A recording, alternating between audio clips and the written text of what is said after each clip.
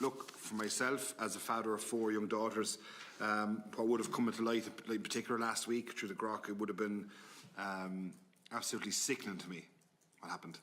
And I know it's a feeling that's shared by thousands of parents right across the country, without question. But as is often the case with technology, innovation arrives first and the law follows later. And I totally accept that. And that's the real challenge for us here in this room and for the Dáil as legislators, is trying to keep pace with these technological developments that are advancing at an exponential rate every single day. But I'm steadfast in my view that the responsibility must first and foremost rest with the big tech companies. So in this instance, you have the likes of X who they've given 2 fingers to tech regulations and 2 fingers to children in this state, in my opinion. And it's disgraceful what they've been allowed to do.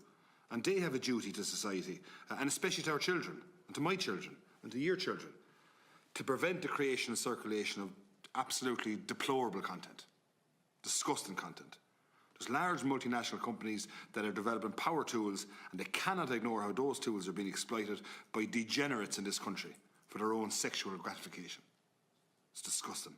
But as legislators, we have a duty of care to every child in this country, and we need to do more.